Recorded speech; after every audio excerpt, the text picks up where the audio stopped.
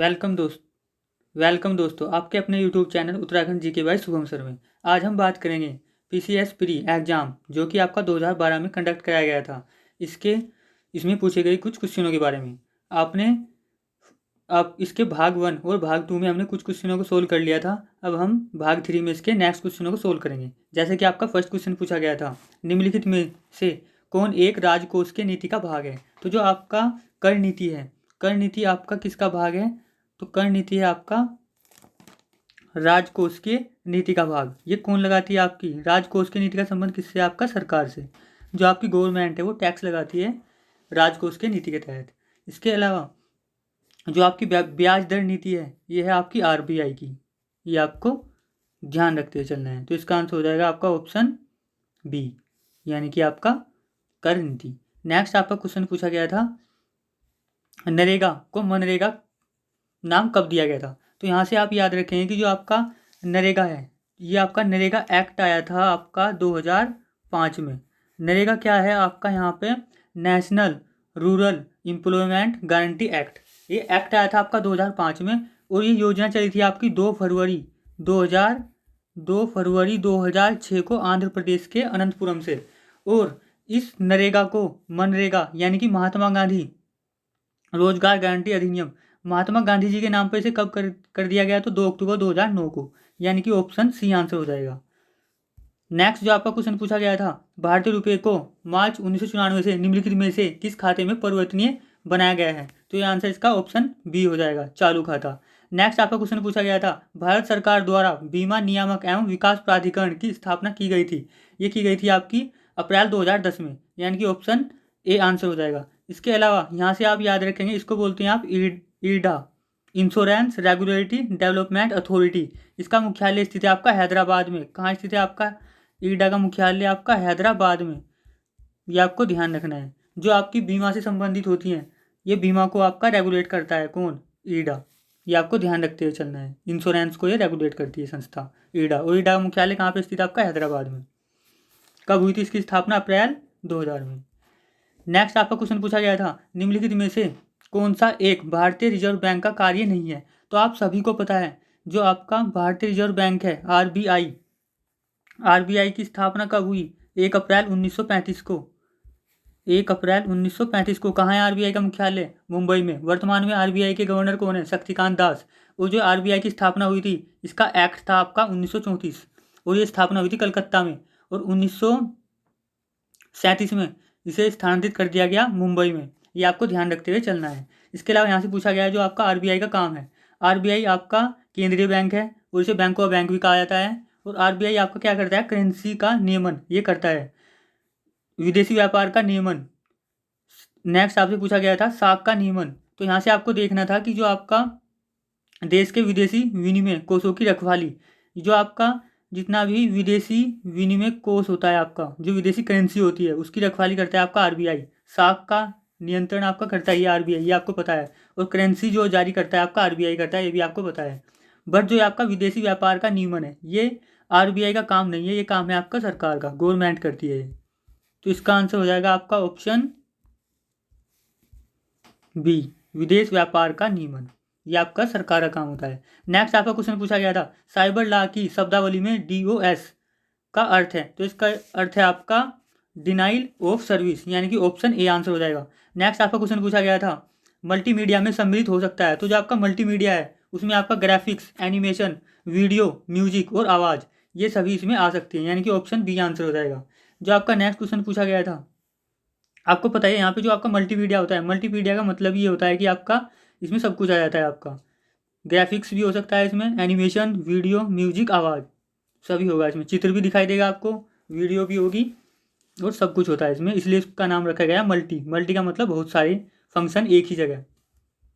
Next question पूछा गया आपसे, एक निश्चित पते पर किसी एब्यूजर द्वारा बार बार एक ही ईमेल संदेश भेजना क्या कहलाता है? तो ये कहलाता है आपका ईमेल ब्रोमिंग, यानी कि ऑप्शन सी आंसर हो जाएगा। नेक्स्ट आपका क्वेश्चन पूछा गया है, एक प्रोग्राम जिसमें अन्य प्रोग्रामों को संक्रमित करने की योग्यता होती है तथा जो अपनी ही प्रतिलिपियां स्वयं बनाकर दूसरे प्रोग्राम में फैला सकता है, ये होता है आपका वायरस। वायरस क्या होता है आपका? एक तरह से ये प्रोग्राम ही होता है। कैसा program? Destructive program. Destructive program होता है आपका वायरस, ये आपको ध्यान रखना है। जो आपका पहला वायरस था वो था आपका क्रीपर, ये भी आपको ध्यान रखना है। नेक्स्ट आपका क्वेश्चन पूछा गया है, कंप्यूटर में एक ही समय पर एक से अधिक माध्यमों के प्रयोग का तरीका क्या कहलाता है? तो आपको पता ही है, जो आपका मल्टीमीडिया होता है, मल्टीमीडिया का मतलब होता है आपका मल्टीवर्क करना, वो भी एक ही समय पर। जैसे कि आपका अभी ऊपर आपने देखा कि वीडियो भी चलती है उसमें, आवाज़ भी आती है उसमें, और ग्राफिक्स एनिमेशन वगैरह आप सब काम कर सकते हैं, यानी आप मल्टीटास्क कर सकते हैं इसमें मल्टीमीडिया में। नेक्स्ट जो आपका क्वेश्चन पूछा गया था वो पूछा गया था एक कार्बन क्रेडिट समतुल्य है। तो जो आपका एक कार्बन क्रेडिट समतुल्य है ये है आपका 1000 किलोग्राम CO2, यानी ऑप्शन सी आंसर हो जाएगा। नेक्स्ट आपका क्वेश्चन पूछा गया था जून 2013 की केदार घाटी की आपदा जिस नदी के जलागम क्षेत्र में भीषण वर्षा के कारण हुई थी वह नदी थी। तो आप सभी को पता है कि जो आपका मंदाकिनी नदी है कहाँ पे स्थित है? आपकी रुद्रप्रयाग में। 16-17 जून 2013 को 16-17 जून 2013 को जो आपकी मंदाकिनी नदी है इसमें बाढ़ आ गई थी। कैसे? जो आपका चोराबाड़ी ताल है, कहाँ स्थित है चोराबाड़ी ताल? रुद्रप्रयाग में। ये टूट कर गिर गया था आपका मंदाकिनी नदी में और इससे बाढ़ आ गई थी। और इस आपदा से बचने के लिए, इस आपदा के लिए जो आपका ऑपरेशन चलाया गया था राहत कार्यों के लिए, उसका नाम है आपका ऑपरेशन सूर्या होप। ये फैक्ट्स भी आप ध्यान करते हुए चलेंगे। तो ये कौन सी नदी थी आपकी? ऑप्शन डी, मंदाकिनी नदी। नेक्स्ट आपका क्वेश्चन था भोपाल गैस त्रासदी निम्नलिखित में से किसके रिसाव के कारण हुई थी? तो ये हुई थी आपकी मिथाइल आइसोसाइनेट। यहाँ पे आपको क्या ध्यान रखना है कि जो आइसोसाइनेट है ये साइनाइड नहीं लगाना है आपको। और कब हुई ये घटना? 2-3 दिसंबर 1984 को। कब? 2-3 दिसंबर 1984 को। ठीक है, तो ये आपको ऑप्शन हो जाएगा ऑप्शन ए। नेक्स्ट आपका क्वेश्चन पूछा गया था मिनी माता व्याधि का मुख्य कारण है। तो जो आपका मिनी माता रोग है ये फैलता है आपका मरकरी से, और मरकरी को बोलते हैं आप सीसा, यानी कि ऑप्शन बी आंसर हो जाएगा। सीसा या फिर मरकरी या फिर पारा, सॉरी इसको बोलेंगे आप, इसका आंसर हो जाएगा ऑप्शन सी पारद, यानी कि पारा या फिर मरकरी से फैलता है। किससे फैलता है? पारा या फिर मरकरी, मरकरी भी बोलते हैं उसे। ठीक है, ये है आपका। नेक्स्ट जो आपका क्वेश्चन पूछा गया था किसी निश्चित क्षेत्र में प्राणियों की संख्या की सीमा जिसे पर्यावरण समर्थन कर सकता है कहलाती है। तो ये कहलाती है आपकी वहन क्षमता, यानी कि ऑप्शन बी आंसर हो जाएगा।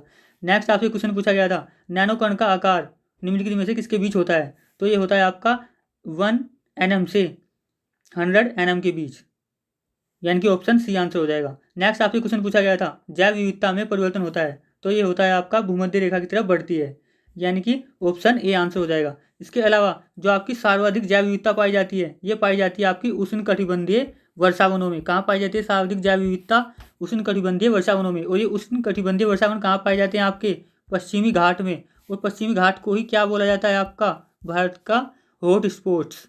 ये भी आपको ध्यान रखना है। नेक्स्ट आपसे क्वेश्चन पूछा गया था बेसिलस थुरिनाइजिएंसिस का उपयोग होता है। तो ये होता है आपका जैविक कीटनाशक के रूप में। ऑप्शन बी आंसर हो जाएगा। नेक्स्ट आपसे क्वेश्चन पूछा गया था निम्न में से कौन सी गैस ग्लोबल वार्मिंग के लिए ज़्यादा जिम्मेदार है? यहाँ पे आप सभी को बताया कि जो आपकी कार्बन डाइऑक्साइड है ये भी ग्लोबल वार्मिंग के लिए जिम्मेदार है, मेथेन भी है आपकी, कार्बन मोनोऑक्साइड भी है। बट यहाँ पे आपसे पूछा गया था ज़्यादा जिम्मेदार है, तो ज़्यादा है आपकी CO2 कार्बन डाइऑक्साइड, ये आपको ध्यान रखना था। नेक्स्ट आपसे क्वेश्चन पूछा गया था निम्नलिखित में से किस जोड़े का मिलान सही नहीं है? तो यहाँ पे आपको देखना था जो आपका इबोला वायरस है, इबोला वायरस के जो कारण होता है इससे होता है इबोला वायरस से आपका जुखाम, बुखार और खांसी, जुखाम बुखार और खांसी। बट इसलिए ये ऑप्शन आपको गलत हो जाएगा। यहाँ दिया होता है चेचक, चेचक को बोलते हैं आप स्मॉल पोक्स। क्या बोलते हैं चेचक को? स्मॉल पोक्स या फिर चिकन पोक्स भी बोलते हैं इसको। और ये होता है आपका जो चेचक होता है ये होता है आपका वेरिसेला वायरस से। किससे होता है? वेरिसेला वायरस से। और ये चेचक के कारण क्या होता है आपका जो आपके पिंपल्स निकल आते हैं और धब्बे बन जाते हैं आपके दाग टाइप के, तो वो होता है आपका चेचक। तो जो ये आपका ऑप्शन एक गलत हो जाएगा आपका। इसके अलावा जो आपका नेक्स्ट पूछा गया था इसमें जीव सांख्य की पहचान, जो आपकी जीव सांख्य की पहचान है आपकी उंगली छापन, जो आप अंगूठा लगाते हैं आपके स्कैन होता है वो, या फिर आपकी जो आइरिस, जो आंखों की जो आपकी आइरिस होती है वो स्कैन करते हैं, उससे आपका पता चलता है जीव सांख्य की पहचान का। इसके अलावा जो आपकी क्लोनिंग होती है उससे पता चलता है आपका आनुवंशिक प्रतिकृति का। इसके अलावा जो आपका डीएनए जो आपकी प्रिंटिंग होती है उससे आपका पैतृक या फिर अपराधी की पहचान का पता चलता है। तो ये भी सही था आपका, ये भी सही था, ये भी सही था, ये आपका गलत था, क्योंकि जो आपका चेचक है ये होता है आपका वेरिसेला वायरस से।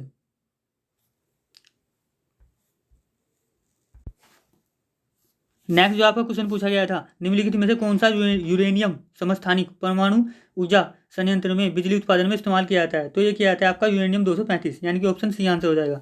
इसके अलावा आप क्या ध्यान रखेंगे, यूरेनियम 235 और प्लूटोनियम 239 इसका भी प्रयोग किया जाता है आपका ईंधन के रूप में परमाणु ऊर्जा संयंत्र में। और ये क्या है आपका, ये आपका यूरेनियम का पूछा गया था, तो इसलिए आपका यूरेनियम 235 का प्रयोग किया जाता है, ये आपको ध्यान रखना है।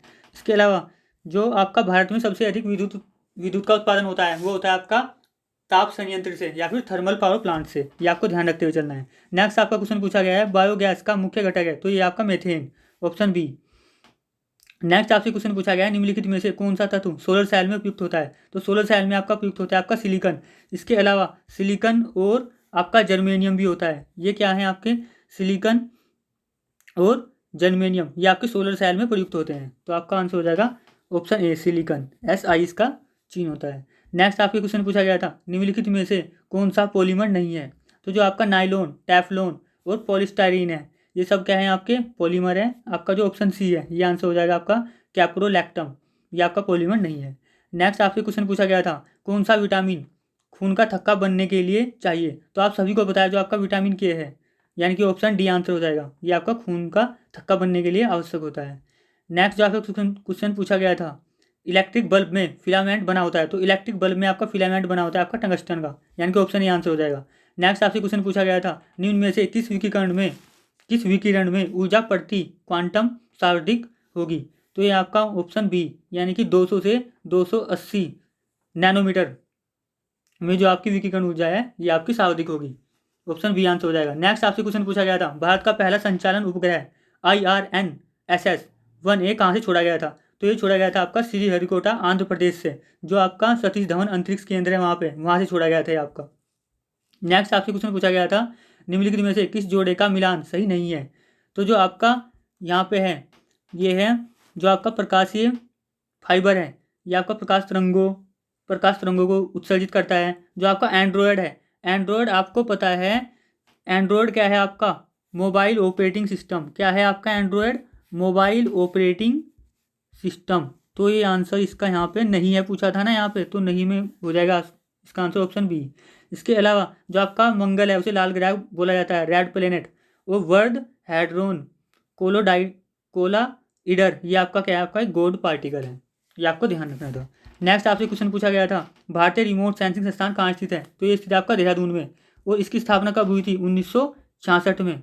इसके अलावा भारतीय पर्यावरण संस्थान कहाँ स्थित है? नेरी नागपुर में। और भारतीय वनस्पतिक संस्थान कहाँ स्थित है? लखनऊ में। भारतीय मौसम विज्ञान संस्थान कहाँ स्थित है? नई दिल्ली में। वो भारतीय मौसम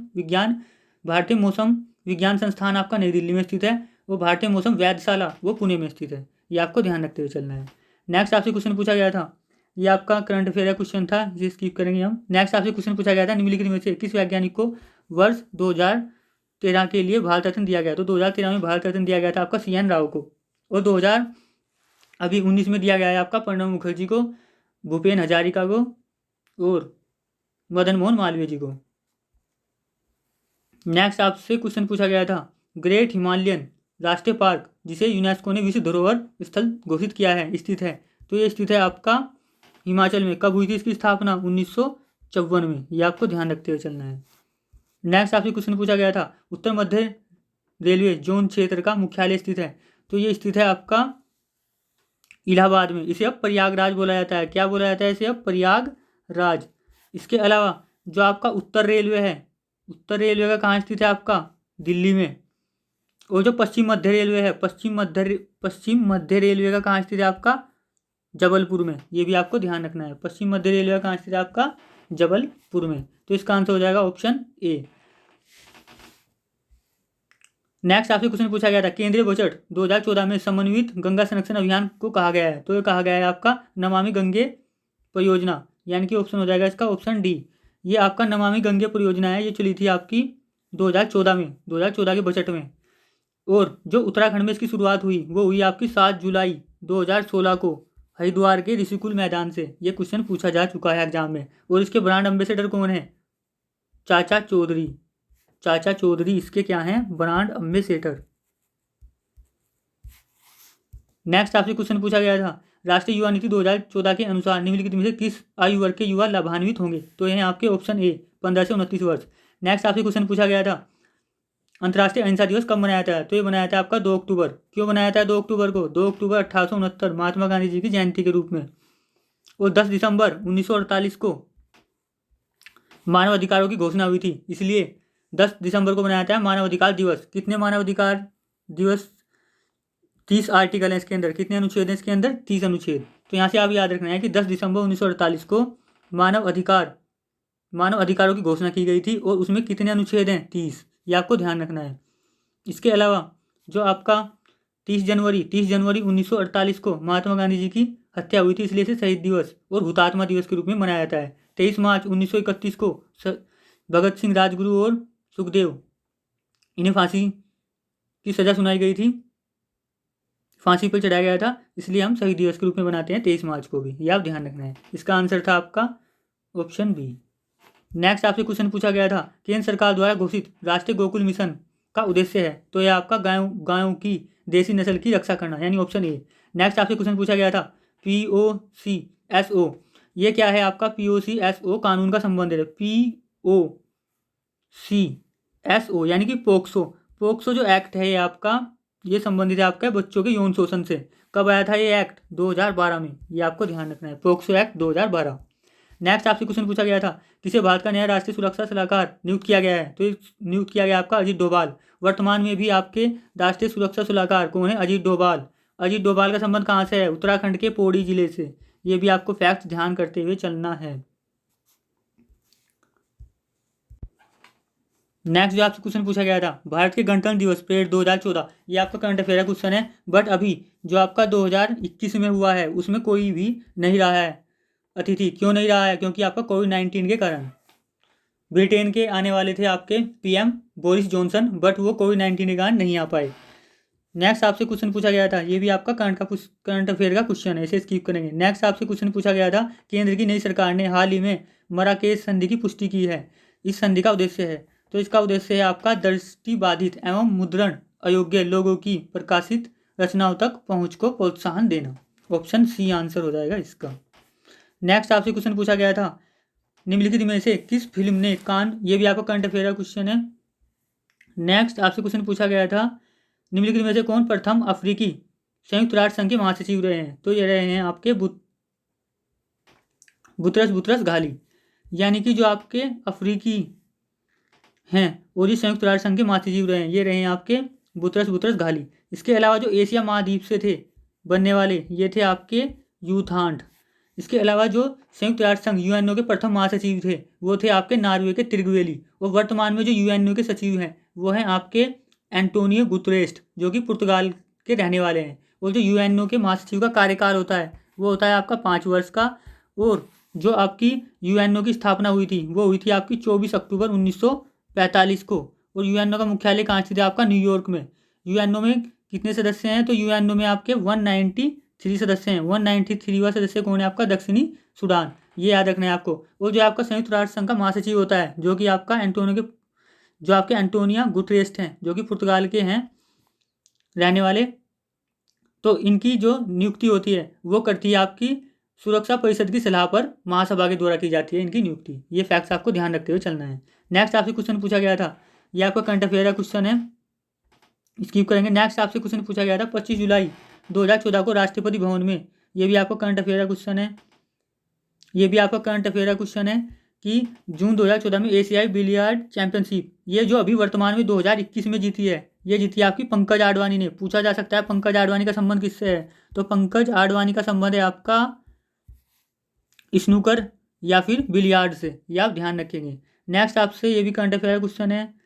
नेक्स्ट आपसे क्वेश्चन पूछा गया था, निम्न में से कौन सा राज्य प्रस्तावित किसाऊ बांध परियोजना से लाभान्वित होंगे? तो ये होंगे आपके उत्तराखंड व हिमाचल। जो आपका किसाऊ बांध परियोजना है इससे उत्तराखंड व हिमाचल को लाभ मिलेगा। और जो किसाऊ बांध परियोजना है ये किस नदी पर स्थित है? टोंस नदी पर। ये आप ध्यान रखेंगे। नेक्स्ट आपसे क्वेश्चन पूछा गया था, वर्तमान में राष्ट्रीय महिला आयोग के अध्यक्ष कौन है? तो जो वर्तमान में राष्ट्रीय महिला आयोग की अध्यक्ष हैं वो हैं आपकी रेखा शर्मा। कौन है? रेखा शर्मा। इसकी स्थापना कब हुई थी राष्ट्रीय महिला आयोग की? 1992 में। और ये संवैधानिक निकाय नहीं है, ये सांविधिक निकाय है, ये भी आपको ध्यान रखना है। और जो महिला थी, जो प्रथम अध्यक्ष थी, फर्स्ट अध्यक्ष थी आपकी जयंती पटनायक। ये भी आपको ध्यान रखना है, जयंती पटनायक आपकी इसकी प्रथम अध्यक्ष थी। ये भी फैक्ट्स आपको ध्यान करते हुए चलना है। नेक्स्ट जो आपका क्वेश्चन पूछा गया था, उत्तराखंड की प्रसिद्ध नंदा राजजात यात्रा 2014 में किस तिथि में संपन्न हुई थी? तो ये हुई थी आपकी ऑप्शन सी 18 अगस्त से 6 सितंबर 2014 को। और ये होती है आपकी 280 किलोमीटर की यात्रा होती है ये आपकी। और ये आपकी नंदा राजजात यात्रा जो आपकी बड़ी वाली होती है, छोटी वाली तो प्रतिवर्ष होती है, बड़ी वाली होती है आपकी 12 वर्षों के बाद।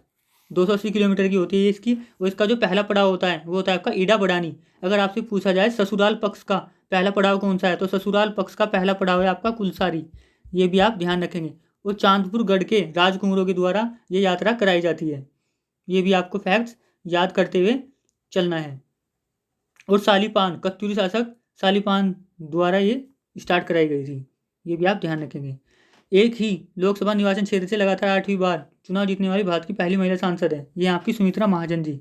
ऑप्शन बी आंसर हो जाएगा। इसके अलावा जो भारत के पहले लोकसभा अध्यक्ष थे वो थे आपके गणेश वासुदेव मावलंकर। वर्तमान में जो भारत के लोकसभा अध्यक्ष हैं वो हैं आपके ओम बिरला, जो कि राजस्थान से सांसद हैं। 17वीं लोकसभा के अध्यक्ष होने आपके ओम बिरला जी। ये आप जो आपकी सुमित्रा महाजन है ये थी आपकी 16वीं। 17वीं लोकसभा के अध्यक्ष हैं आपके ओम बिरला जी, जो कि राजस्थान से सांसद हैं। और लोकसभा का अध्यक्ष आता है आपका अनुच्छेद 93 में। और जो लोकसभा का अध्यक्ष है उसे लोकसभा के सदस्य स्वयं चुनते हैं। और लोकसभा के अध्यक्ष की शपथ नहीं होती है, वो लोकसभा के अध्यक्ष के रूप में शपथ ना लेकर लोकसभा के सदस्य के रूप में शपथ लेता है आपका। ये भी आपको ध्यान रखना है कि जो लोकसभा का अध्यक्ष है उसकी शपथ नहीं होती है, वो सदस्य के रूप में शपथ लेता है, ना कि अध्यक्ष के रूप में। ये फैक्ट्स आपको ध्यान करते हुए चलना है। नेक्स्ट आपसे क्वेश्चन पूछा गया था, ये आपका करंट अफेयर का क्वेश्चन था। नेक्स्ट ये भी आपका करंट अफेयर का क्वेश्चन था। नेक्स्ट ये भी आपका करंट अफेयर का क्वेश्चन पूछा गया था। नेक्स्ट ये भी करंट अफेयर का क्वेश्चन था, इसे स्किप करेंगे हम। ये भी करंट अफेयर का क्वेश्चन था। नेक्स्ट इस क्वेश्चन को देख लेते हैं हम। यहाँ पूछा गया था आपका, वैसे ये भी करंट अफेयर का क्वेश्चन है, बट यहाँ से आप याद रखेंगे जो ब्रिक्स है, ब्रिक्स की स्थापना हुई थी आपकी 2006 में। और 2009 में इसकी पहली बैठक हुई। और 2010 में इसमें दक्षिण अफ्रीका को शामिल कर दिया गया। और जो आपकी अगस्त 2021 में 13वीं ब्रिक्स की बैठक की अध्यक्षता की, ये की आपकी भारत ने। किसने की? भारत ने। और ब्रिक्स का मुख्यालय कहाँ स्थित है? आपका शंघाई चीन में। यह फैक्ट्स याद करते हुए चलेंगे। नेक्स्ट आपसे क्वेश्चन पूछा गया था, निम्नलिखित में से किस संगठन ने मार्च 2014 में, कब? मार्च 2014 में भारत को आधिकारिक रूप से पोलियो मुक्त घोषित कर दिया गया था। तो विश्व स्वास्थ्य संगठन, जिसकी स्थापना हुई थी आपकी 7 अप्रैल 1948 को। कहाँ है मुख्यालय? 7 अप्रैल 1948 को स्थापना हुई। इसका मुख्यालय स्थित है आपका जेनेवा में। 194 सदस्य हैं इसमें।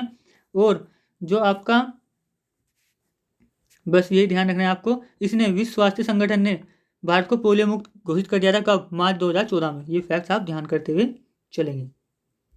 नेक्स्ट जो आपका, और इसके अलावा जो यहाँ पे पूछा गया था ये कि जो आपका संयुक्त राष्ट्र संघ यूएनओ, इसका मुख्यालय न्यूयॉर्क में स्थित है। 24 अक्टूबर 1945 को स्थापना हुई। और रेड क्रॉस सोसाइटी, इसकी स्थापना हुई 8 मई 1863 को। कब? 8 मई 1863 को। इसका मुख्यालय कहाँ स्थित है? रेड क्रॉस सोसाइटी का जेनेवा में। ये फैक्ट्स भी आपको ध्यान रखते हुए। नेक्स्ट जो आपका क्वेश्चन पूछा गया था, अल्मोड़ा सिक्कों में उल्लेखित नाम है। तो जो आपका हरदत्त, शिवदत्त और शिवपालित, यानी कि ऑप्शन सी आंसर हो जाएगा। हरदत्त, शिवदत्त और शिवपालित ये आपके क्या हैं? कुनिद शासक हैं। अल्मोड़ा से आपके कुनिद शासकों की मुद्राएं मिली हैं, ये आपको ध्यान रखते हुए चलना है। और ये जो आपकी कुनिद शासकों की मुद्राएं मिली हैं ये आपकी रजत और ताम्र दोनों में मिली हैं। और इनकी जो लिपि है वो खरोष्टी लिपि भी है और ब्राह्मी लिपि भी है। ये भी आपको फैक्ट ध्यान करते हुए चलना है। और सबसे अधिक किसकी मिली हैं मुद्राएं? अमोघ भूति की। नेक्स्ट आपका क्वेश्चन पूछा गया था, निम्नलिखित विकल्प जिसमें राजा और उसकी राजधानी दी गई है में सही सुमेलित युग्म का चयन कीजिए। तो यहाँ पे आपको देखना था, जो आपका कनकपाल सही बताना था आपको। जो आपका सोमचंद है, इसने की थी आपकी राजबुंगा किला कहाँ स्थित है आपका, चंपावत में। चंद वंश की स्थापना सोमचंद ने की थी राजबुंगा के किला में चंपावत में। वो ये चंपावती नदी के तट पर स्थित था। कब की थी, 1025 ईस्वी में, ये आप ध्यान रखना है। इसके अलावा जो कनकपाल है, इसने की थी चांदपुरगढ़ चमोली में पमार वंश की स्थापना। कब की थी, 688 ईस्वी में। तो ये देवलगढ़ ना होकर कहाँ की थी आपकी, चांदपुरगढ़ चमोली में इसकी स्थापना। तो ये गलत है आपका। अजय पाल ने आपकी की थी राजधानी देवलगढ़ से श्रीनगर और फिर श्रीनगर से पौड़ी स्थानांतरित, तो ये भी गलत है आपका। और मानसा चांदपुरगढ़ नहीं था, तो इसका आंसर जो सही था वो था आपका ऑप्शन ए। नेक्स्ट आपका क्वेश्चन पूछा गया था, गढ़वाल के इतिहास में नक्कटी रानी के नाम से कौन विख्यात थी, तो ये थी आपकी कर्णावती। और जो आपकी ये कर्णावती थी, ये किसने कहा था इन्हें नागकटी रानी, शिव प्रसाद डबराल जी ने। शिव प्रसाद डबराल जी ने कहा था इन्हें नागकटी रानी। शिव प्रसाद डबराल का संबंध है आपका इतिहासकार से, और ये शिव प्रसाद डबराल जी आपके टिहरी के रहने वाले थे, ये आपको ध्यान रखना है। इसके अलावा जो रानी कर्णावती हैं, इनके समय में 1635 में शाहजहां ने आक्रमण किया था, तो उसके सैनिकों के नाक कटवा दिए थे इन्होंने, इसलिए इन्हें नागकटी रानी के नाम से भी जाना जाता है। इसके अलावा जो आपकी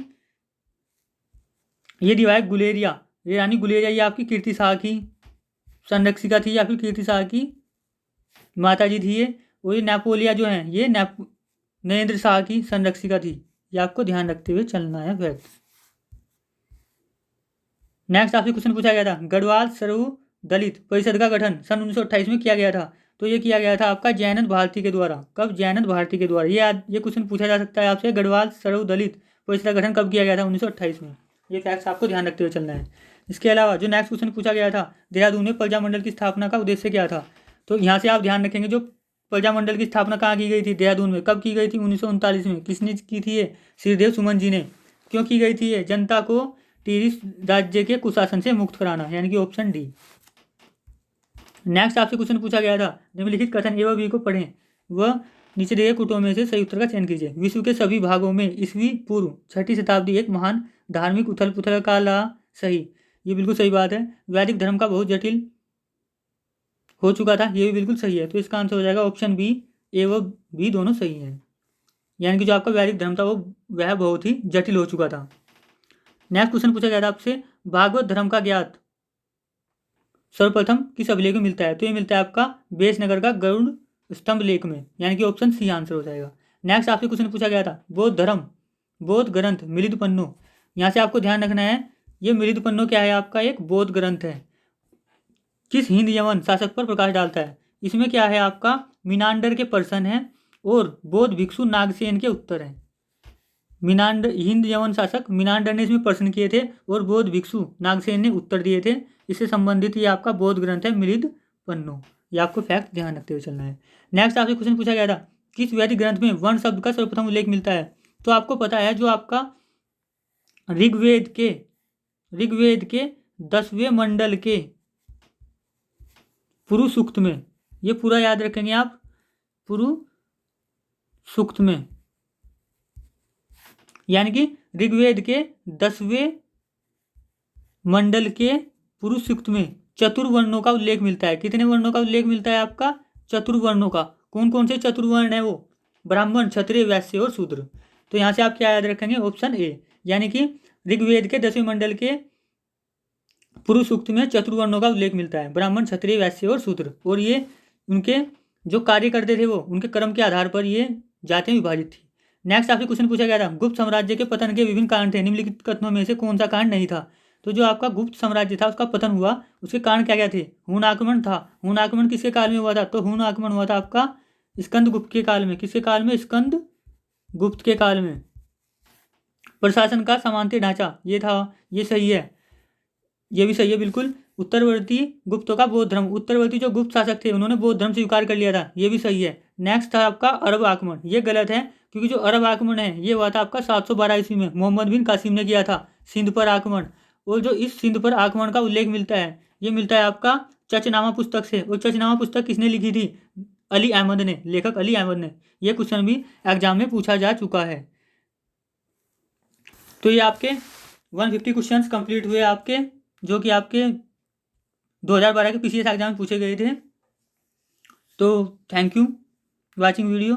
please like and subscribe channel, और जो स्टूडेंट नए आए हैं चैनल पर प्लीज़ सब्सक्राइब कर दें, जिससे उन्हें आने वाली वीडियो का नोटिफिकेशन मिलता रहे। Thank you.